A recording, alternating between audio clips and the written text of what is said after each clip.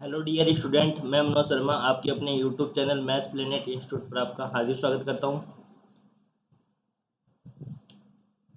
आज के लेक्चर में हम कुछ इम्पोर्टेंट क्वेश्चन करने वाले हैं जो एग्जाम के पॉइंट ऑफ व्यू से काफ़ी इम्पोर्टेंट रहने वाले हैं। तो देखो, सबसे पहले मैं आपको बताता हूँ, एक द्विघात समीकरण होती है क्वाड्रेटिक इक्वेशन, जिसको अपन क्या कहते हैं। ये आपने सब 10th क्लास में पढ़ चुके हैं और एक बार मैं आपको रिपीट भी कर देता हूँ। इससे रिलेटेड अपने कुछ क्वेश्चन करेंगे।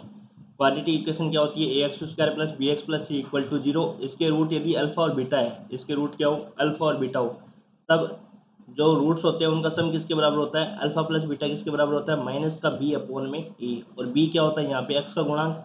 और ए जो होता है वो एक्स स्क्वायर का गुणांक। अल्फा बीटा दोनों मूलों का गुणनफल किसके बराबर होता है? सी अपॉन ए। सी होता है यहाँ पे अचर पद और ए होता है अपने को एक्स स्क्वायर का गुणांक। इसी प्रकार यदि त्रिघात समीकरण की बात करें तो त्रिघात समीकरण में जो समीकरण होती है वो किस प्रकार से होती है? A x cube plus b x square plus c x plus d equal to zero. यदि इसके रूट है वो अल्फा बीटा और गामा हो, अल्फा बीटा गामा हो, तब इन तीनों रूट का जो सम है, भाई जो सम ऑफ रूट्स है वो किसके बराबर होता है? माइनस का बी अपॉन ए। और दो दो रूट का सम किसके बराबर होता है? Alpha beta plus gamma alpha c upon a के बराबर होता है। और इन तीनों का सम गुणनफल है वो किसके बराबर होता है? माइनस का डी अपॉन ए के बराबर होता है। अब इनसे रिलेटेड अपन क्वेश्चन करते हैं और तीनों क्वेश्चन आए वो प्रीवियस ईयर में आ चुके हैं। तो देखो, सबसे पहला क्वेश्चन कह रहा है कि एक समीकरण दे रखी है आपको, जबकि एक मूल है वो दूसरे मूल से क्या दे रखा है? दुगुना दे रखा है। एक मूल है वो दूसरे मूल से क्या दे रखा है? दुगुना दे रखा है। तो बस सिर्फ इसी कंडीशन को आपको समझना है। तो सबसे पहले मैंने क्या मान लिया? तीन रूट मान लिए। एक रूट मान लिया मैंने अल्फा, और दूसरा रूट क्या दे रखा है? एक मूल दूसरे से क्या है? दुगुना है। तो दूसरा रूट क्या हो जाएगा? Two alpha. और तीसरा रूट क्या हो जाएगा अपन के पास? बीटा हो जाएगा। भाई तीन रूट मानेंगे, भाई अल्फा बीटा और गामा मानेंगे। जैसे मान लो पहले मान लिया अपने अल्फा बीटा गामा मान लिया। अब ये जो दूसरा रूट है ना, वो पहले रूट का ही क्या है? दुगुना है। तो पहला यदि अल्फा मानेंगे तो दूसरा टू अल्फा हो जाएगा, तीसरा क्या हो जाएगा? गामा हो जाएगा। ये बीटा मान लो, बीटा मान लो। ये तीन रूट अपने इस प्रकार से मानेंगे। ये कंडीशन ही सबसे इंपॉर्टेंट रहती है। अब तीनों रूट का सम किसके बराबर होता है? माइनस का बी अपॉन ए। अब माइनस का बी क्या है अपने पास? देखो यहाँ से यदि अपन कंपेरिजन करें, यदि यहाँ से अपन कंपेरिजन करें तो यहाँ से ए का मान तो अपने पास 1 है, और बी का मान अपने पास -7 है, और सी का मान अपने पास क्या है? 0, और डी का मान अपने पास क्या है? 36 है। ठीक है। A x cube plus b x square plus c x plus d ऐसे तो होती है। तो यहाँ पे तीनों का जो सम है वो किसके बराबर हो रहा है? माइनस का बी, बी के स्थान पे क्या? Minus minus 7/1। तो इनका यदि अपन सम करेंगे तो अल्फा प्लस टू अल्फा क्या हो जाएगा? 3 alpha plus beta equal to 7। ये हो गई आपके पास एक समीकरण। अब फिर अपन क्या करते हैं? दो दो का सम, दो दो का सम करेंगे ना। तो दो दो का सम किसके बराबर होगा बताओ? दो दो का सम किसके बराबर होगा? इसमें अपने पास ये कंडीशन लगेगी, देखो alpha plus beta plus gamma किसके बराबर होगा? माइनस का बी अपॉन ई। फिर दो दो का sum alpha beta plus beta gamma plus gamma alpha किसके बराबर होगा? C upon a. और इन तीनों का सम किसके, गुणनफल किसके बराबर होगा? माइनस का डी अपॉन ए के। ये कंडीशन लगा रहे हैं अपन। तो रूट्स जो भी अपने को दे रखे हैं ना, उस हिसाब से अपन बना लेंगे समीकरण। एक समीकरण बन गई। फिर अपन दो दो का क्या करेंगे? मल्टीपल करेंगे। पहले एक को दूसरे से करेंगे, दूसरे को फिर तीसरे से करेंगे, और तीसरे को पहले से करेंगे। तो इस प्रकार से एक समीकरण बन जाएगी। इसमें सी का मान क्या है? 0 है। तो यहाँ से अपने पास क्या आ जाएगी? एक इक्वेशन आ जाएगी। ठीक है।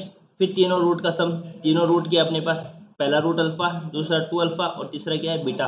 तो माइनस का डी अपॉन ए के बराबर हो जाएगा। ये समीकरण 3 होगी। जब इन समीकरणों को अपन सोल्व करेंगे, एक और दो समीकरण को सोल्व करेंगे, तो अपने पास अल्फा की वैल्यू तो ये आ जाएगी और बीटा की वैल्यू आ जाएगी। एक केस ऐसा आएगा, अल्फा का मान 0 आएगा और बीटा का मान 7 आएगा, परंतु ये वेरीफाइड नहीं होगा।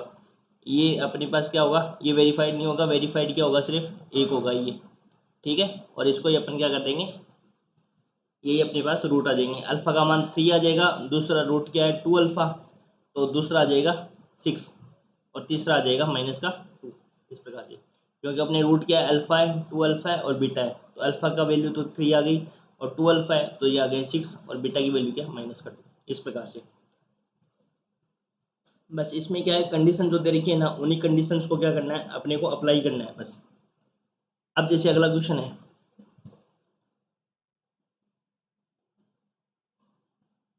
अगला क्वेश्चन अपने को दे रखा है क्या?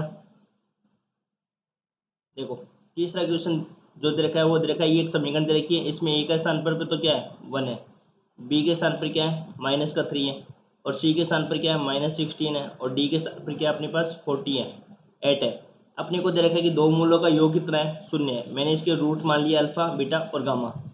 तो इन तीनों का सम किसके बराबर होगा बताओ, माइनस का बी अपॉन ए, बी के स्थान पर क्या -3।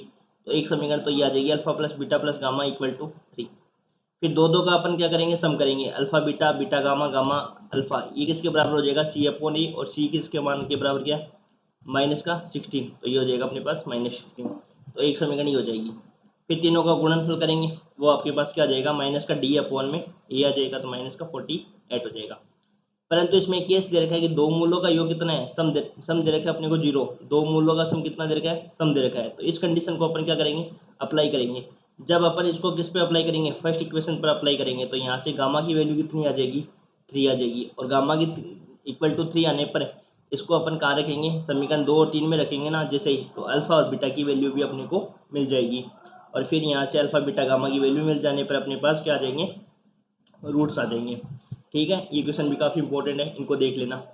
फिर तीसरा क्वेश्चन और कर लेते हैं, ये भी काफ़ी इंपॉर्टेंट है, सेम क्वेश्चन है, रिलेटेड है इससे। तो देखो तीसरा क्वेश्चन क्या कहता है, देखो प्रतिबंध ज्ञात कीजिए। अपने को क्या निकालना है, प्रतिबंध ज्ञात करना है। एक समीकरण दे रखी है x³ minus p x square plus q x minus are.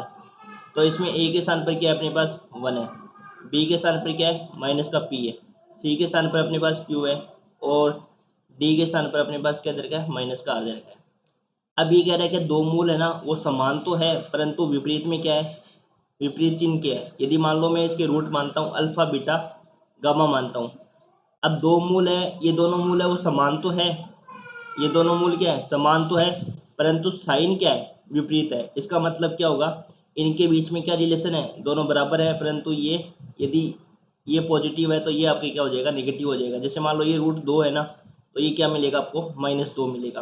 परंतु ये क्या कह रहा है कि दोनों मूल समान तो है परंतु विपरीत है ना, इनके चिन्ह जो है ना वो विपरीत है। मतलब एक यदि 2 है तो दूसरा क्या मिलेगा अपने को -2 मिलेगा, और एक -2 है तो दूसरा क्या मिलेगा 2 मिलेगा। तो यदि इसके तीन रूट अल्फा बीटा गामा मानते हैं ना, तो अल्फा किसके बराबर हो जाएगा बीटा के बराबर, लेकिन चिन्ह में क्या आ जाएंगे, यदि ये पॉजिटिव है तो ये क्या मिलेगा नेगेटिव मिलेगा। तो इस कंडीशन को यहाँ पर क्या करना है अप्लाई करना है अपने को। तो पहले अपन सम निकालेंगे, alpha plus beta plus gamma किसके बराबर होता है माइनस का बी अपॉन ए, और माइनस बी की वैल्यू क्या है -p इक्वल टू 1। तो ये हो जाएगी अपने पास समीकरण संख्या 1। अब अपने पास मूल समान है परंतु विपरीत चिन्ह के है, तो अल्फा किसके बराबर हो जाएगा माइनस बीटा के। और जैसे अपन इसको समीकरण 1 में रखेंगे तो समीकरण 1 में अल्फा की जगह क्या रख देंगे माइनस का बीटा, और माइनस बीटा रखने पर अपने को मिल जाएगी गामा की वैल्यू। मतलब एक रूट मिल जाएगा गामा इक्वल टू पी, और अपन ने रूट क्या माना है अल्फा माना है बीटा माना है और गामा माना है। मतलब अल्फा भी इसको सेटिस्फाई करेगा, बीटा भी समीकरण को सेटिस्फाई करेगा, और गामा भी इसको सेटिस्फाई करेगा। अब ये जो गामा है वो इसका रूट है, तो इस समीकरण को क्या करेगा सेटिस्फाई करेगा। तो गामा जब यदि इसको सेटिस्फाई करेगा तो गामा की वैल्यू की अपने पास गामा है वो पी के बराबर है, और जब इस पी को अपन क्या करेंगे समीकरण 1 में रख देंगे तो ये इसको सेटिस्फाई कर जाएगा। भाई ये बोल रहा है कि इस समीकरण के रूट क्या है अपने पास अल्फा भी है बीटा भी है गामा भी है, तो अल्फा भी इसको सेटिस्फाई करेगा बीटा भी इसको सेटिस्फाई करेगा और गामा भी सेटिस्फाई करेगा। लेकिन अपने पास वैल्यू किसकी है गामा की वैल्यू है, गामा है वो पी इसकी वैल्यू है। तो इसको जब अपन समीकरण 1 में रखेंगे तो अपने को एक प्रतिबंध मिल जाएगा जो इस समीकरण का भाई अभिष्ट प्रतिबंध होगा। तो जब अपन गामा की जगह पी रख देंगे ना यहाँ पे समीकरण 1 में, तो पी का क्यूब हो जाएगा, माइनस का x के स्थान पर पी स्क्वायर रखेंगे तो p cube plus q p minus r, यहाँ से r equal to p q आ जाएगा, और यही आपका क्या है अभिष्ट प्रतिबंध है। ठीक है, थैंक यू।